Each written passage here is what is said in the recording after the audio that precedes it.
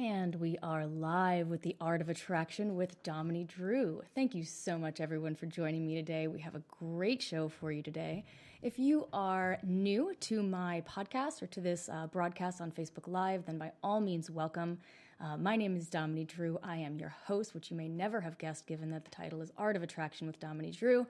And I help single men attract life partners through personal and relationship coaching. But if you're familiar with the work and you're familiar with this podcast, then you'll know that my approach to that isn't so much about, what to say to women or what to wear, how to present yourself, but really the underlying ways in which we hold ourselves back from what we want, right? And so, because of that, the work that I do is actually not that specific to dating. I do work exclusively with men, but it's also not specific to men. It's really about, self-sabotage. How do we hold ourselves back from what we want? How do we have, where in life do we have one foot on the gas and one foot on the brake, and what is resulting from that? And so today we're going to take, actually not going to be that much of a detour, but a little bit of a detour into the world of business and success, because this is, I think my guests will absolutely agree with me, a huge area where people sabotage. And just like love, money, success, purpose, business, kind of expressing yourself in that way in the world is a huge area in which people tend to sabotage themselves, right? So today, I'm very fortunate to have Glenn Miller on as my guest. And Glenn is very kind to be here with me today. Glenn is really a classic entrepreneur, okay? He has multiple businesses in many different areas. And now what he does is he specializes in mentoring and coaching for business people, professional athletes, public figures, CEOs of company. And he's really all about helping these people really achieve their full potential professionally. So Glenn, thank you so much for joining me. My pleasure. So, I'd love if you could just take a minute, introduce yourself. What is it that really drew you to this area, and what brings you here today? Well, what brought me here is basically I really value helping people, and like many people who've gotten a lot of help along the way, whether it's through mentorship, coaching, friendships, family, we all need help. We all need support at various phases of our lives, whether it's professionally, personally. So my journey has taken me from, being an entrepreneur, and as I spent most of my career restructuring companies and financing businesses, I decided to take a lot of that experience and put it into what I call preventative medicine.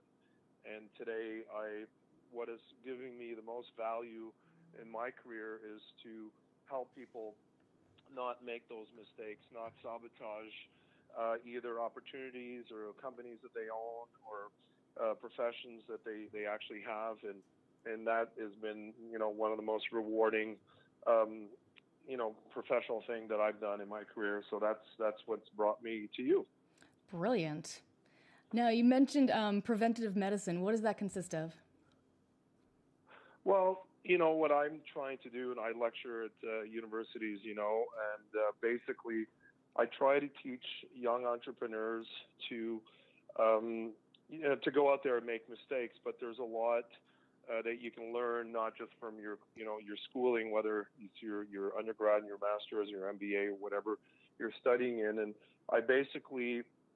I'm using a lot of the knowledge that I have in either restructuring or fixing companies and broken companies, and I've taken a lot of that knowledge and try to pass it down to the next generation of entrepreneurs to basically not make those mistakes. I mean, being an entrepreneur is all about making mistakes, but you have to really manage those mistakes, otherwise you're going to be out of business. Yeah. And I really bring it back to relationships. A lot of what I do is actually focused on relationships, and whether they're professional relationships, I even touch a lot on personal relationships, because those are all part of what makes people successful in their lives, both personally and professionally. Yeah, amen.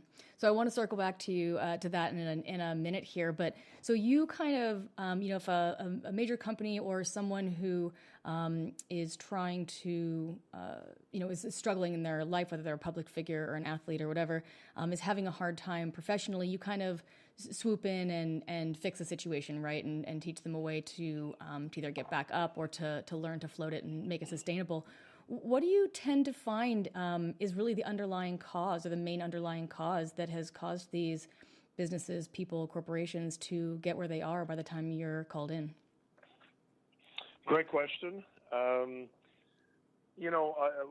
been doing this for 20 years, and basically, I've seen everything in this business in terms of how companies go from being great to companies actually, going through various cycles and up and down, whether they're public or private companies, right down to bankruptcy. So I've really lived all kinds of different cycles, and ironically, when I take on new clients, whether they're CEOs of companies or professional athletes that come to me for business advice, we often, I start by doing an assessment of their personal goals, and basically I call it a strategic life plan.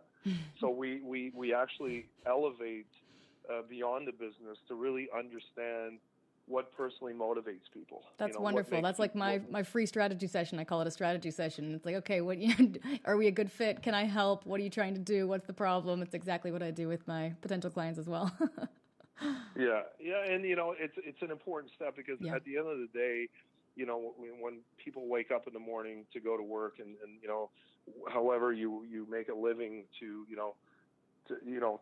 pay your bills and to live and to travel and put food on your table. I mean, everybody gets up for different reasons, right? But a lot of us are motivated by the same simple things, which is, happiness and the joy of receiving love, giving love. So people tend to get lost, in this complicated communication world today.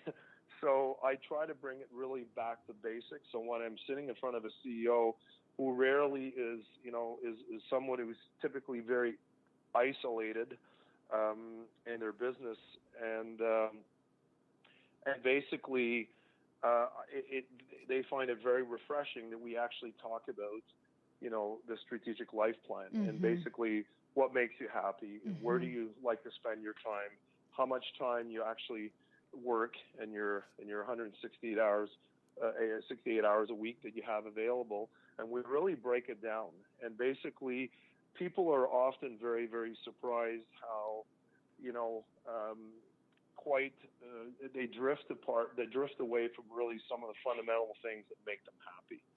So basically, and we look at relationships. We look at all the relationships that are really key to making your life successful, to making your business successful. But because at the end of the day, and I will full circle back to your question, at the end of the day, it's what makes companies drive forward and people successful is really people. It's the makeup of everything. Whether you have the greatest product in the world, greatest service in the world, your company's well capitalized, if you don't have good people around you, a good team, you're not gonna strive forward. So we really break it down, and we really get personal, like you do with your clients, and see what are the personal problems, what are the driving personal forces behind the business, and this, whether you're president or whether you're an athlete, or regardless of what you're doing, so those questions need to be addressed.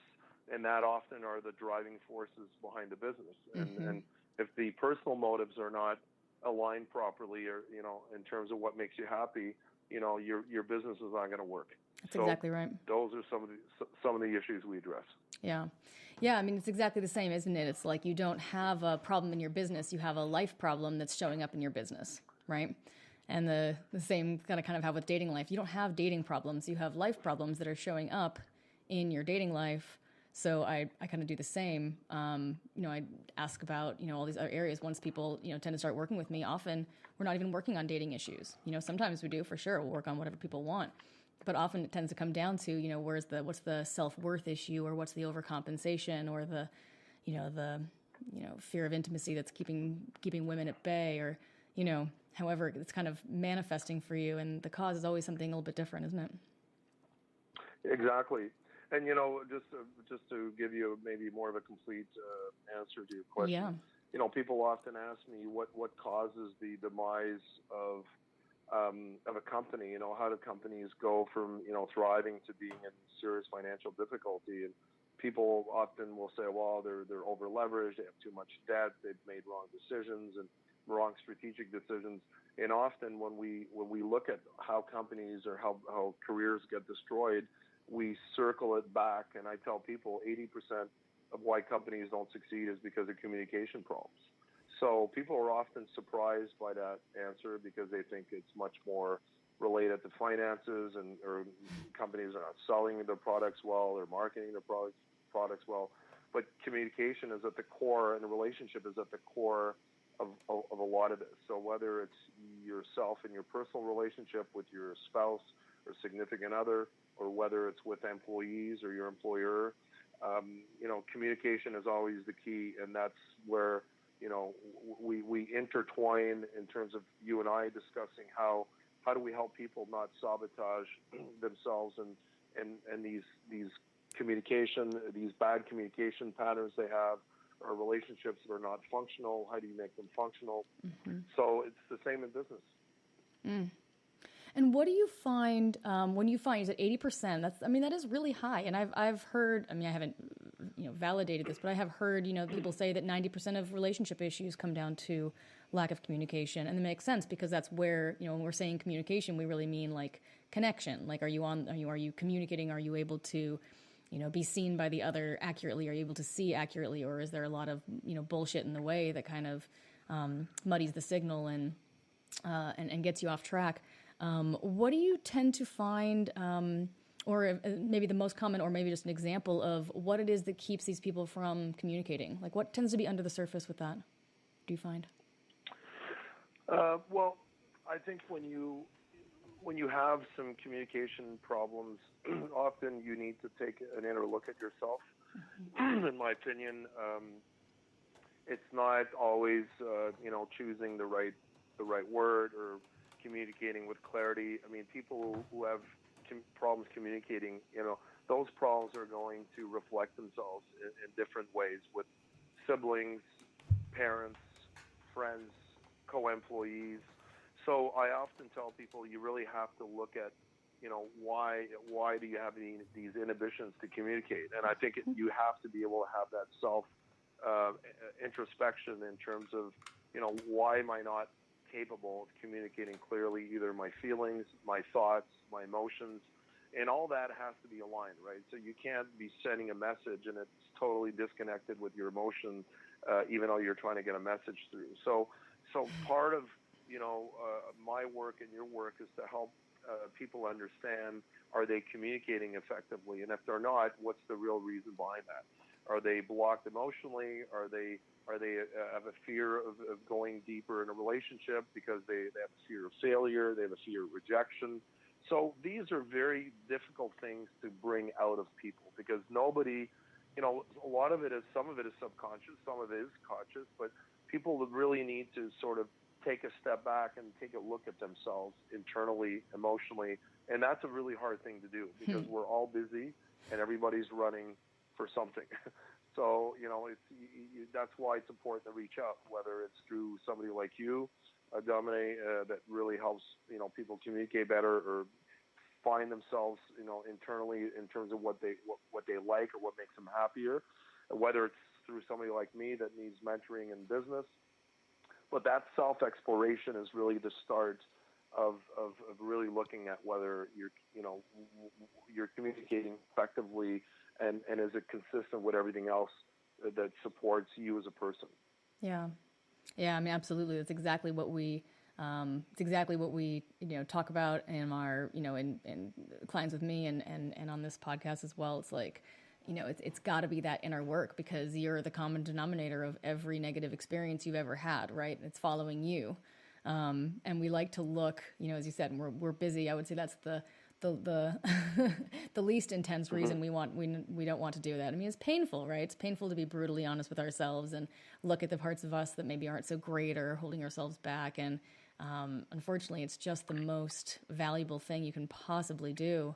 And yeah, there's no getting around it. Or I'm sure I would teach that method instead, because I'm sure that would be a lot easy, a lot easier. Absolutely. Yeah. So, and you have you're interesting on this sort of art of attraction topic on a couple of ways, because you I feel like saying, and I hope it's okay for me to say, I feel as though you have a life that most people kind of dream of, as far as what you've built and how you the life that you've created yourself, and you're very self-aware, and part of that is this incredible relationship that you have. You have this beautiful sort of power couple connection with your wife, Lisabelle Filetreau, who is a beautiful artist. I actually have a piece of her art hanging in my living room right now that I bought with you guys last summer. And so, the success in relationship and also professionally, how does that, how do those two things relate? Like, is it tough to keep that balance? Are you able to do everything that you need to do in your relationship to really keep you guys solid and happy, and then also give in your professional life? Or how do those things kind of relate for you? Well, they're actually very important, and I tell people that one of the reasons why I'm a successful entrepreneur is because of my wife. We've been together 20 years. I was senior executive at a bank, and living a pretty posh life. When my wife met me, I had my own driver. The bank didn't want me to drive my own car. I had made a big salary, big expense account. And, my wife was one of the driving forces to have me leave that environment to be an entrepreneur. So she was definitely one of the very important element for me to take that leap. And I did. And after that, I always see, you have to define your own level of success. For me, being an entrepreneur and being a master of my own faith was very important, managing my own time, being in control of my time. But having a very solid relationship is really the foundation. I have a lot of admiration for people who are single and still do very well professionally, because you really got to be strong when you're doing it on your own. I have admiration for single people that have the strength to do that, because it's a bigger battle when you are in a relationship where you have a supporting, very supportive spouse to go through the ups and downs of whether you're an entrepreneur, whether you have a career. Doesn't matter what you do, there's ups and downs everywhere. So I would tell you, for my own success, it's been really fundamental. We've had to keep a balance of then it's a question of priorities, right? Some people value more their work or their career than their spouse or their family. So that's when you're rejigging all of those values and priorities. Well, my priority is my wife. I mean, that it all starts there. And we've been able to keep our relationship very fresh, very spicy, and very for 20 years. It's people sometimes are very surprised, and yes, we fight, yes, we have our ups and downs, but it's what makes life interesting, right? So basically, I would say there's a tremendous amount of importance to, again, relationship. If you're not in a significant relationship with somebody else, it could be your close, immediate circle of friends. So all those relationships are very important to help you succeed, both as a person and as a career person or an entrepreneur.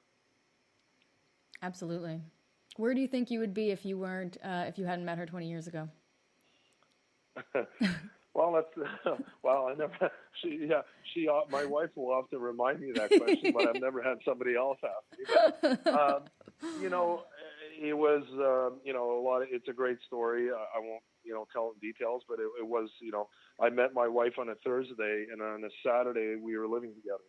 So basically, when you know. and we've never looked back. So basically, we're both driving forces in our lives and inspire each other mutually. We're partners as well, so we have to manage that. I mentor and coach family businesses in terms of how to balance all of that when you're in business with your spouse or your. So there's boundaries. You need a structure, and you can't forget all the advantages of being in business with your spouse, right? You get to spend more time together. So yeah, we complement each other very well, and we power couple. I would like us to be considered a really happy couple that have three great kids and 5-6 different businesses and different sort of different industries. So it's been a great ride. So. Well, it's really fantastic. You sound like you're in a very happy and really balanced relationship, and I think it's a shame that I feel the urge to say this, but I feel as I don't see that a whole lot. People who are sort of really consciously, in the relationship and present in it and putting work in and prioritize it, as much and also as little as is necessary, to keep balance with the rest of the life. So that's just really great to hear. Yeah, but it's come through. And as much as I've told you how great we've had, like everybody else, you go through phase in your relationship, and sometimes you need one or the other spouse to remind each other the importance of sitting down together, sharing. Life goes by fast, and basically, in terms of communication, my wife was instrumental in helping me communicate better. Because I didn't always used to be very clear. Everybody's got their issues communicating depending on the circumstance. Sure. But, it came with a lot of work, people say, well, you actually work hard in your relationship. Yeah, it's you got to work through those difficult periods. We don't always agree. And, sabotaging or destroying whatever trust you have or communication or all the good years you've had, you can throw it all away. We live in an era of disposable relationship, right?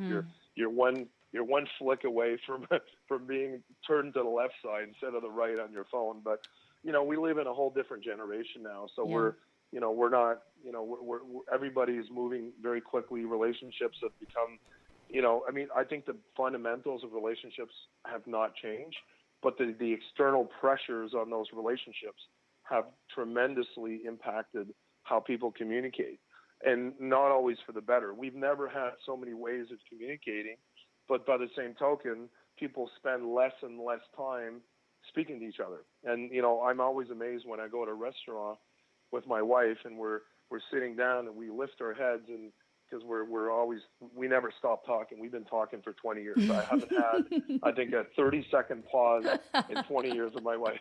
So sometimes we lift our heads up, and I'm like, there's 8 couples in the restaurant, and 7 of them are texting, and they're not talking to each other. Yes, I'm like, I noticed wow. that a lot too. Yeah.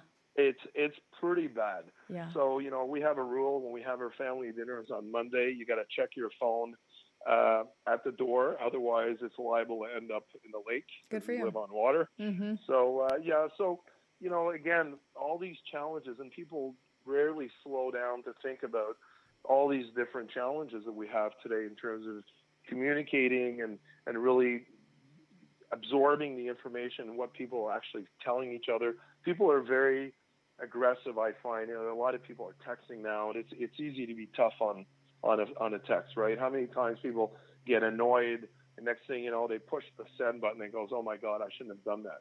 But when you're sitting in front of somebody and you're actually have a real person, you have emotions, and you're trying not to hurt somebody's feeling, it's a completely different dynamic. So I'm often telling my clients, whether they're CEOs of companies or athletes, or it's like communication, like I said, is really the key when you're implementing a culture in a company. You want to have those one-on-ones. You want to have those discussions with your people. So I'm really old-fashioned that way. I really feel that Yeah, we have great tools today to be much more efficient. We don't need to press hard on that memo, 3 copies, but it doesn't replace, a good heart-to-heart, good eye-to-eye conversation and trying to really understand what people are trying to say. Yeah, I super agree. I have a little follow-up question for you. I'm curious to know your thoughts on this. So I hear people say this a lot, that, communication's broken down and that, especially with online dating, it's just like, nobody talks to each other. I feel like people say that a lot. Nobody talks to each other, which, I mean, there's no arguing. As you said, you look up in a restaurant and 7 out of 8 couples are on their phone or just sitting there silently, which to me just looks even worse. But if you're, so do you think that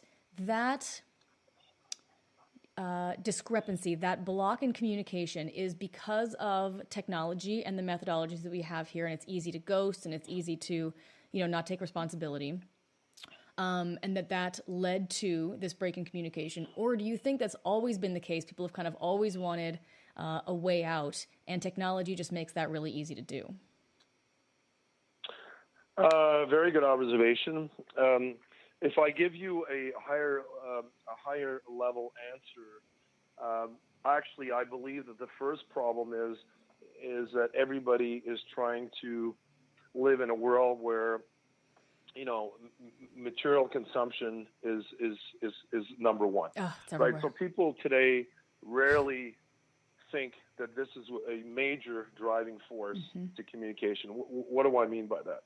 Well, there's never been, people I'll give you an example, in third world countries have phones now. So they see how the rest of the world lives, right? So all of a sudden, it puts a huge,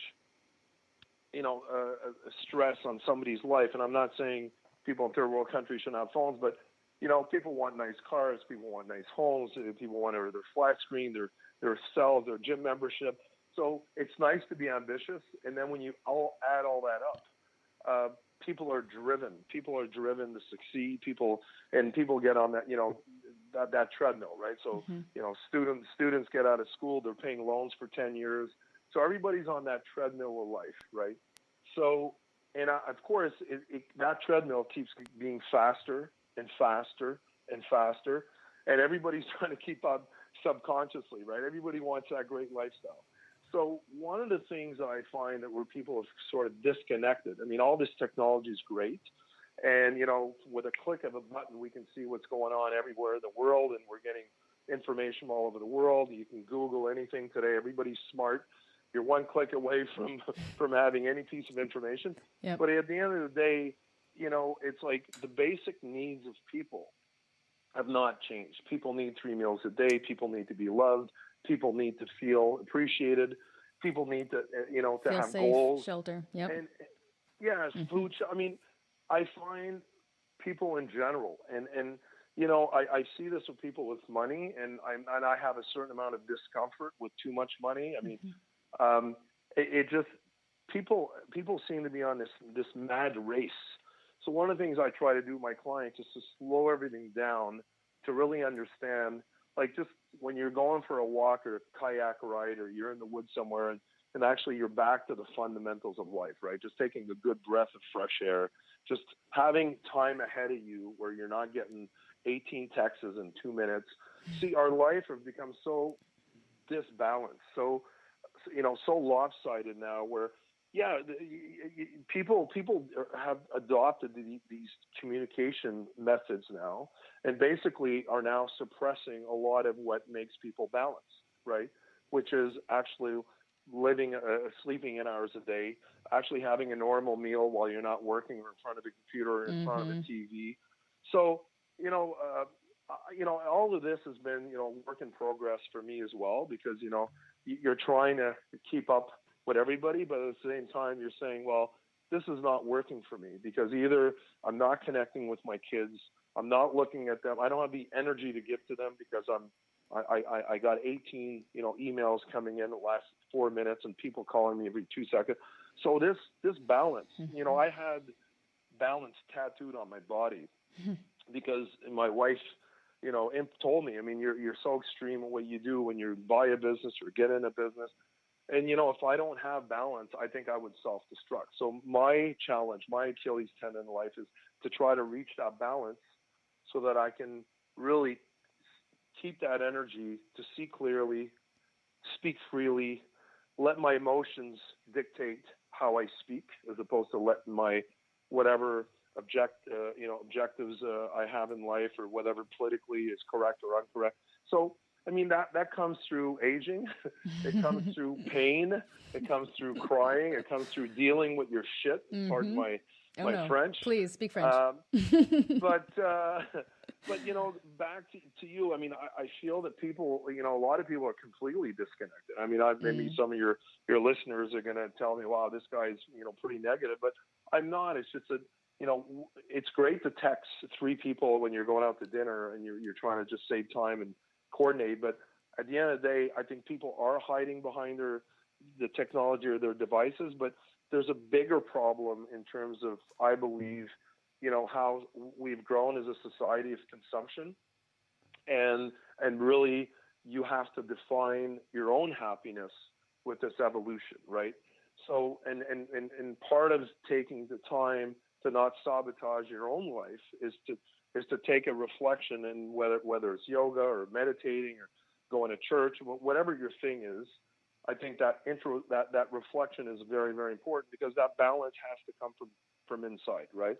So if you can reach that balance, I believe you can communicate effectively, verbally, emotionally, even with your eyes, with your touch, and then you'll be more effective trying to reach out to other people in terms of giving them what you want or receiving what you want. Yeah. Yeah, and isn't that interesting? I was thinking as you were speaking, it's fascinating to me, because everybody says exactly what you just said, right? I mean, that didn't sound good. What you said was brilliant. But one of the things that you covered is that, that the glitz and the glam, the things that we associate on first thought maybe with success, with financial success, monies, cars, all the monies, the cars, the houses, and yet every person says, every person who's gotten to, much older than you looks back and says, that's actually not what matters. Like, that's not actually what makes you feel excited about life. So it's like, that's, I would say, something that's maybe a trope, I think, if I'm using that word correctly, in our culture. Like, that's something that we kind of know, quote unquote, to be true. And yet, exactly as you just said, we're all sort of striving for the same thing despite having that knowledge, which, observing that, tells me there's something stronger that wants that than even that knows that won't actually give the happiness that you want. I wonder if you have any thoughts about what that might be that creates that drive that is so strong to get to achieve something that, at least with our brains, we know isn't ultimately what we want or will make us happy. Wow, that's a great question. I'm throwing a lot of shit at you, by the way. This may not be relevant whatsoever, but no, look, it's a challenging question, but I welcome that. Look, I mean, I've been at fault myself for being overly ambitious. So life has a strange way of teaching you lessons, because I think the driving forces of life are much stronger than all of us here. So whatever you believe in, cosmic force, I don't know, whatever your belief system is, I would tend to tell you that, life has a way of being real slow, and all of a sudden the time starts to fly by, and you're in your 20s, you're in your 40s, you have challenges every 5 years or 10 years, or life can be kinder to others and then really unfair to others. Some people have tragedies, disease, cancers. There's a lot of stuff. I mean, life can give it and can take it away very fast. So it's all very fragile. So if you can, I think what people end up doing is they forget that. So till they have, unfortunately, humans are very selfish. I think most part they tend to think they're they're not destructible. They're not going to die. We're all immortal. I mean, but basically, are we not? I think we live in a generation where we've lived more changes than the last 2,000 years. Right? So people tend to forget Yes. the pace at which these changes, whether the environmental changes, technology changes, social changes, we're going through. There's so much. We live in a global world now. Yep. Food, lifestyle. It's crazy. Yeah. So how do you make sense of it all? But at the end of the day, you have to really understand what makes you happy, and you got to go back to those sources. And I think that people, it's important. Shows like yours are important because it allows people just to tune off whatever CNN or Fox or whatever they're listening to and really look at themselves. I mean, hopefully what we're discussing is just helping people to sort of think about their own lives. I think that's the purpose, and hopefully help give some advice to people in terms of what maybe questions they need to ask themselves. And we're all too busy to do it. So we're all guilty of doing it, including myself. Yeah. And I always use examples with my own clients of, at one point I had 300 employees. I had 10 different companies in 8 different industries, and they weren't huge businesses. I didn't build Facebook, and, but coming from a very modest background, I was pretty happy with my level of success, and I had offices in New York and in Toronto, and, I was doing business in Europe, and, I went from, and where I was making the most money, I was the most miserable. I was never home. I was always gone. That led to, all kinds of different personal problems with my wife. We went through a very difficult period, and that period had to make me re-gauge everything I did. So today, even though I went from I tell people I went from 300 employees to 3 employees, and I've never been happier. I'm not saying you shouldn't create employment. I'm saying my level of balance and success is defined differently today. The joke with my friends is I have a very, very expensive Italian car that spends most of the time in a garage, and I'm on my bike. I do 4,000 miles this summer on my bike, right? So, the joke is I spend like 3 hours a day on my bicycle. So, having to rejig all the things that I thought made me happy to what I'm home every day at, 4 o'clock. I don't leave home till 10. I mean, I have the luxury of doing it, but I also have the luxury. I made a decision that I would rather spend as much time with my kids and my wife as opposed to being gone flying all over North America doing business. So these are choices. They're individual personal choices. Some people say, Glenn, I didn't go to med school. I didn't become a lawyer. I didn't go to Harvard to become a lawyer to stay home and come home at 3. The real world is I got to work 80 hours a week. Right. But, you're right. At certain stages of your life, you need to do that. Yeah, but let's not blame that on the real world, right? I mean, there are probably law practices where you can work a 9 to 5 if you, I feel like there's also that in you saying that, I heard that victim place of well, that's just the way the world is, Glenn, for everybody other than you. It's well, as you just said, it's choice, this choice, and I choose to work 80 hours a week, and then I choose to do it again the next week. And yeah, and my argument is, if you're going to be a great lawyer, maybe you tell your partners that you're going to work from home till 10, and you're still going to bill the same amount, and you can actually see your kids take the bus in the morning. So we live in a world where you can actually work more from home now. So having these big offices where everybody goes and have a call, I mean, we live in different times, and you should have some advantages to that, right? So that being said, everybody's got their challenges. Everybody has their definition of what makes them happy, functional, and how are they going to ultimately pursue their objectives, their happiness. I call them happiness objectives. And people, and I don't know if you've done this. I mean, people have a hard time defining even what makes them happy. Oh, yes. When it's crazy because everybody's too busy running around. Yeah, exactly right. And what they want too. People are I don't know. I just never seem to get what I want. And well, what is it that you want? Well, I'm not really sure. Okay, well, that's certainly square one. Why don't we give that a shot and go from there? You're right. I'm curious too about your process to get where you are.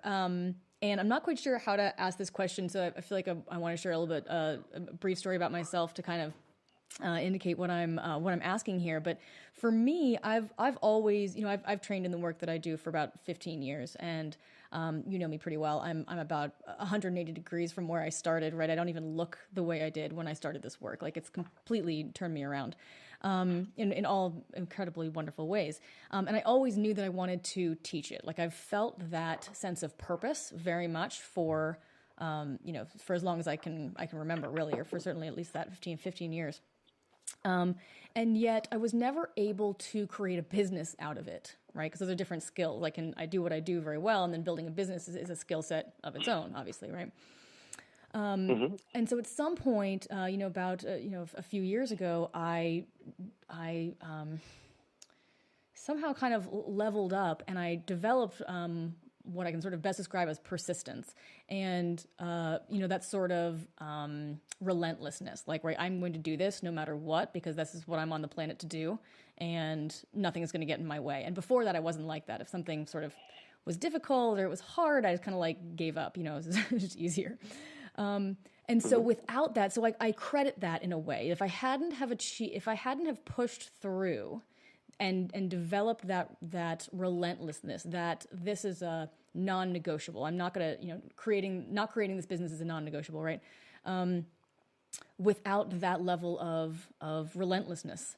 Was there anything like that for you? Was there any point, like I feel, it seems to me looking at that if I hadn't developed that, I would have spent the rest of my life going, oh man, what I always wanted to do was start this incredible business.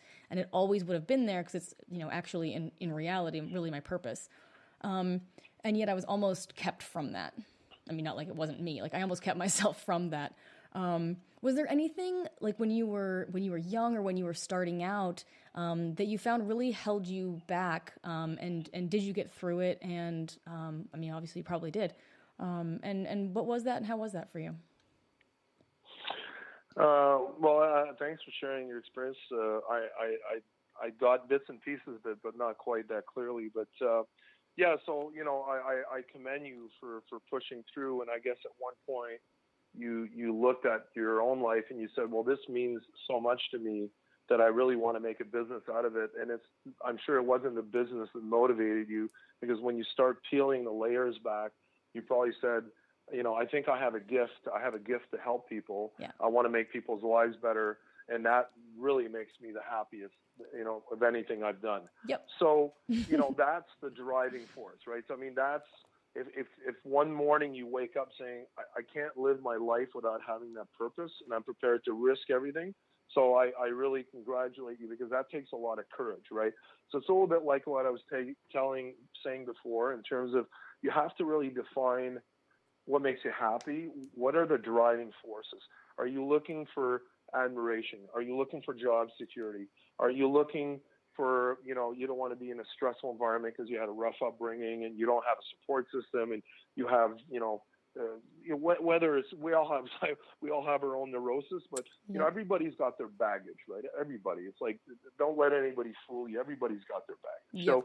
So it's a question of, you took a step back and you made that decision that you were willing to risk and really persist, take chance, give it all you have. And that takes, not just persistency. It takes a lot of courage. It takes a lot of energy. There's a whole bunch of, combining factors that really made you reach your dream, which is what you're living today, right? You're on radio, you're live, you're interviewing, you're reaching out to people who are interested in what you're doing. So that's amazing. So yeah, I mean, I've had the similar, experience. I mean, I was a professional football player, and that's all I wanted to do when I got Were you to really? the I pros. didn't know that. When I got drafted, and you get to the professional ranks, then you realize it's really a business. Your dream becomes a business. Oh, of course. So, I mean, that was a lot of work and persistency and hardship to get there. And basically, I always tell people, if you want it bad enough, but you got to do it for the right reasons, So what are the reasons that are motivating you to want to do this, And let's look at, what do you have in your toolbox to be able to achieve this? It's nice that you want to do it, but if, like, one of my friends wanted to be a doctor, at 35 years old, but hadn't graduated from high school. It was a great dream that he had, but, unfortunately, unless he's prepared to go back, finish his high school, and put another 10 years of study, it wasn't, it was hard for me when he came to me for advice, for me to sort of tell him there are certain things that, you want to do, but maybe you waited too long. You didn't pursue it. You didn't equip yourself properly. You weren't emotionally, or you weren't healthy enough to go after, whether it's physically or emotionally. So yeah, I mean, everybody has their own battles are persistent. Some people have a hard time getting up in the morning just going to work because they hate what they're doing, right? A So lot. I mean that's Like a most battle people. in itself, Yeah. right? Yeah, and I feel and I admire them because they got to put food on the table and feed people, right? Kids but in a way it's sad because they're not happy and they can barely get out of bed to do what they want. So one of my close friends who lives in New York went from working on Wall Street. He went through the 2008 financial meltdown. And, today he's got a portable sawmill business, and he's one of my best friends. And, man, that guy is so happy. He went from working on Wall Street to cutting trees. And, and spending 3 days with that guy, it energizes the hell out of him, because he's an incredible human being. He came to terms with him not going back and trying to be happy in the financial service industry, and he was making a lot of money.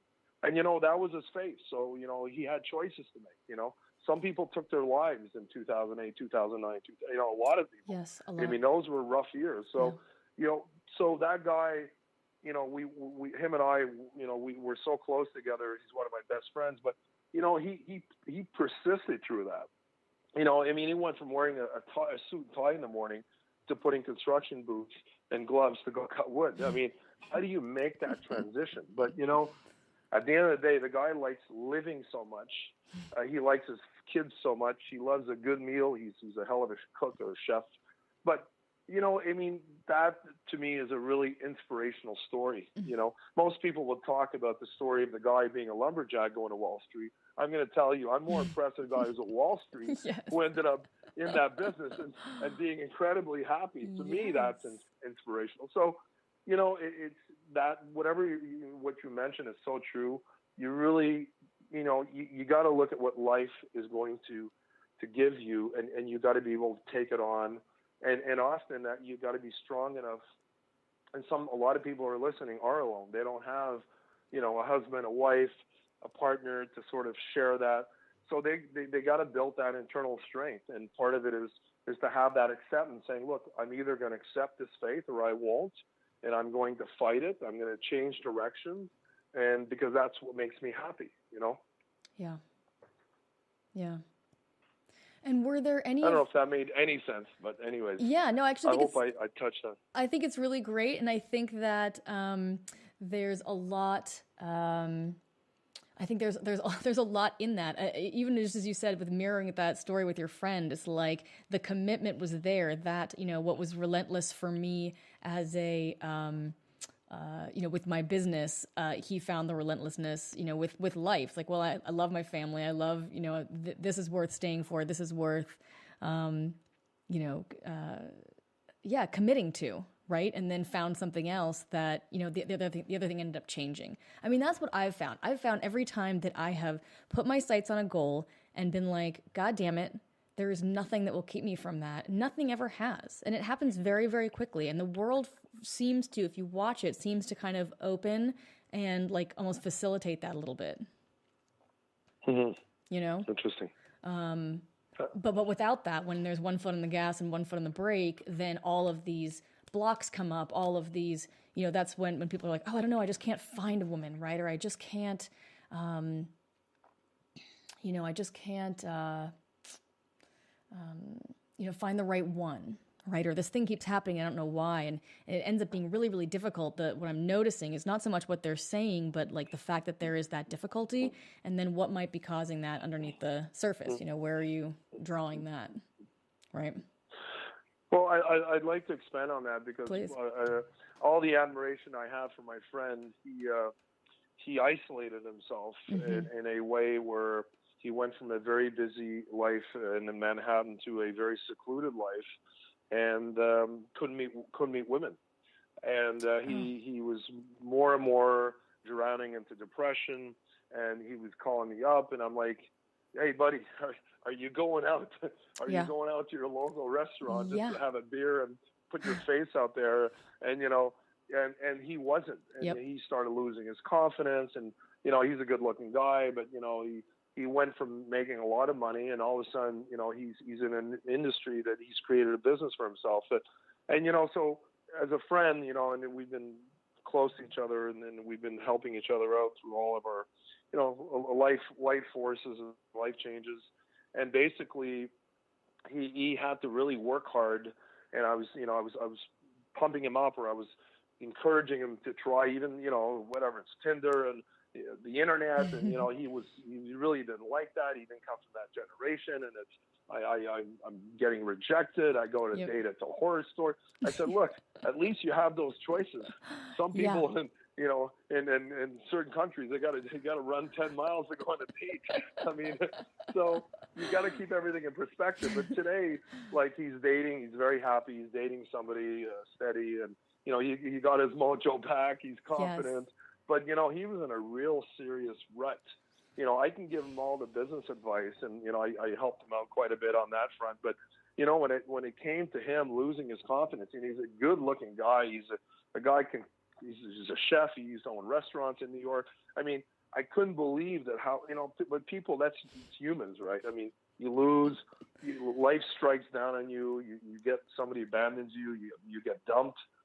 So basically, I had to remind him. I would bring him to my house here for a week. We'd go out for 3 days, and I'd set up blind dates with him just to sort of get his confidence back and say, look, you still got it. You just you got to get out of your hole. People sort of caved back in, and then they start doubting themselves. Then it's a vicious circle, right? Then you get negative. That energy's negative. You communicate with people, and they feel that negativity. They react accordingly, prove you right, cycle continues, negatively reinforces the pattern. Yeah, so, like what you're saying, the relationships around you are so important, and what people have to do is obviously, everybody needs help, everybody needs to be listened, everybody needs to talk. So you got to reach out, you got to reach out when you're going through these difficult times. If you're alone or you can't find the right person, well, sometimes you just got to change the way you're doing things. You're either looking in the wrong places, or you're not ready to meet somebody because you're pushing those people away because you're not positive about yourself. You're not happy with your own life. So it's hard to find somebody else to like you if you don't like yourself. So there's a lot of work people have to do on themselves before they can actually go and say, look, I really want to meet this type of person. I want to share my life with this person. So, it's that journey, that self journey that sometimes is hard to do. And people have to be willing to do it, and they got to reach out for help. They got to go sit down with you, Dominey. Unless they run a Fortune 500, in which case they should sit down with you, and then, or maybe sit down with both of us at the same time. I think both of those. You do an intake on their life. How's your life going? Okay, I see Dominey. Okay, here's a referral. Go see her, and then I'm going to take care of the money part. I'll be like, great, I got the rest. Exactly. We can do that. No problem. But you're exactly right. That's exactly what happens. I mean, it's the same thing. It's, you have a dating problem, you have a life problem. It's like who you have all this stuff going on underneath the surface. Is exactly what we talk about on the show all the time. All this shit going on underneath the surface that's pushing people away without meaning to, right? And then you're sitting there wondering why you're still single. And I was laughing to myself as you were saying about the not going out, because people come to me, they'll be like, I just can't meet someone. And I go, oh, okay. Again, on that free strategy session that I do, they'll come on and they just go, I can't meet anybody. And I go, oh, okay, all right. So, what are you doing right now to meet women? Well, nothing. And I mean, flat out, those. I'm not doing anything. That's not strange. I'm like, oh, okay. So, and then even then, I go, okay, a level below. What is it that's keeping you, right? What is it that's keeping you from going out and meeting people? And that's where the fear of rejection comes in, or the jadedness or the negativity that's built up because they've had bad experiences. Whatever it is, but it's in there, isn't it? Mm-hmm. It's funny. I have my wife hangs around with 4 single women, so they get together every 2 weeks for dinner, and I'm the only guy invited there for a wine, and I usually sneak out the back door because I feel like I want to leave them as the girls' club. Right? Too much estrogen. They're four single women from age, we'll say 35 to 55. Okay. And they're all accomplished. They all have good careers. Some of them have no kids. Some have kids. So, as a side note, I want to join this dinner. Just whenever, send my invite. If you can put a mic on the wall, that will be your next show.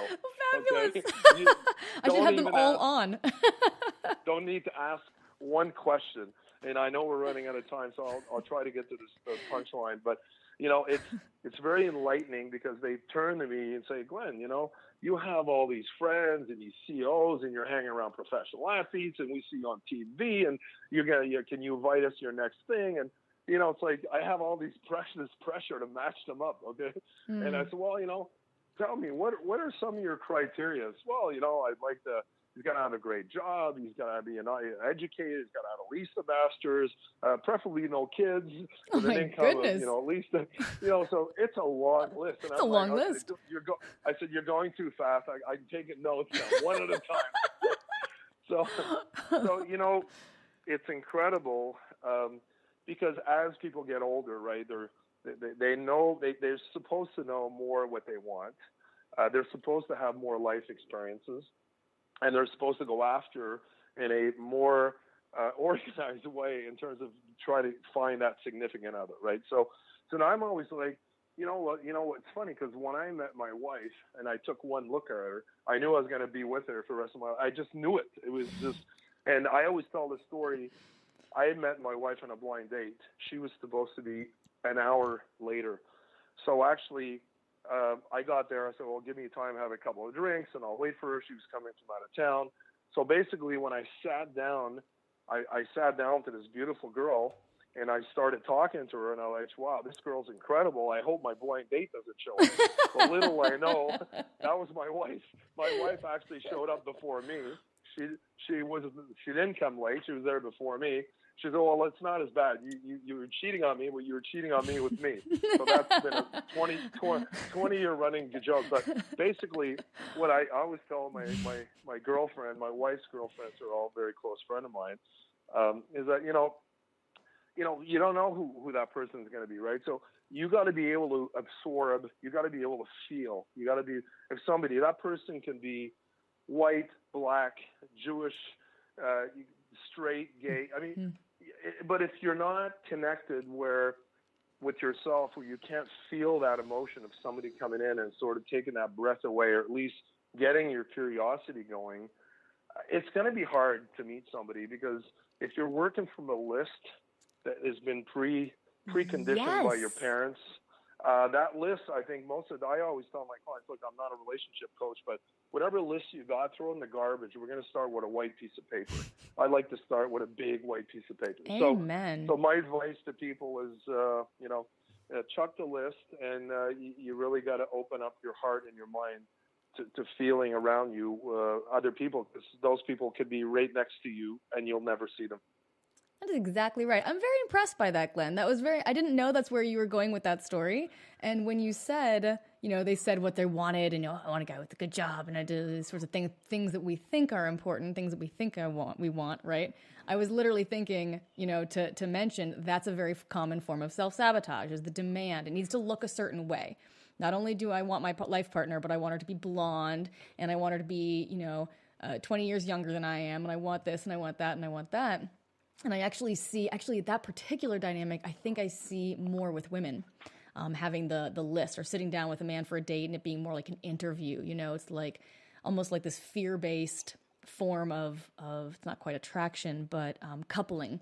Of like, well, I have to make sure you're these things. You have to at least be these things, and then I'm going to give you the next list of things you need to impress me with. And this kind of terrible demand, and you can see like how wildly unattractive that might be. But yeah, you nailed it exactly right. If you're not open, there's just nothing the world can do for you.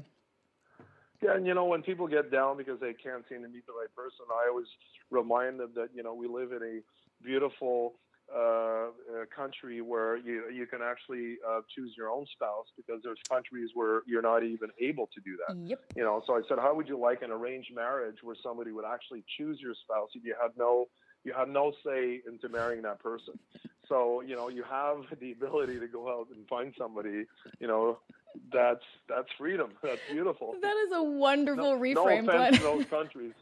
No offense to those countries. No, they I'm actually, not in favor of arranged marriage. They actually weirdly end up being the happiest marriages, if you look at it statistically, which is a whole nother conversation, which I would also love to have, because I find fascinating, but it's very counterintuitive. But you're exactly right. Like, what a great reframe. You're struggling to find the right person. You're struggling to find someone, but at least you're in a place where you can choose the one that you want. Like that's a really good reframe. I like that.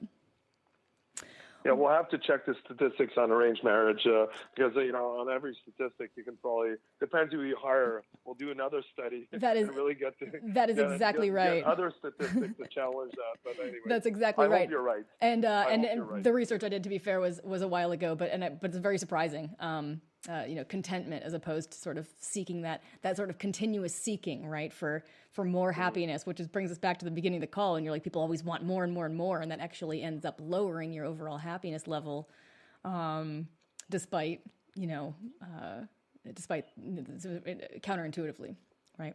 Yeah, and again, and maybe what we can finish, I don't know, I think we're running out of time, but just to full circle back to what you're saying, in terms of people, when I'm saying how we live in a society of consumption, well, it's the same thing with expectations of people and what you want out of relationships. So, sharing a meal where, you're actually at a table and you're not, you don't have to worry about a bomb getting dropped on your head or, your life is not in danger. What a gift. People today are tremendously, the list is long, and I use that example because, a lot of people are like that, and we all can be like that.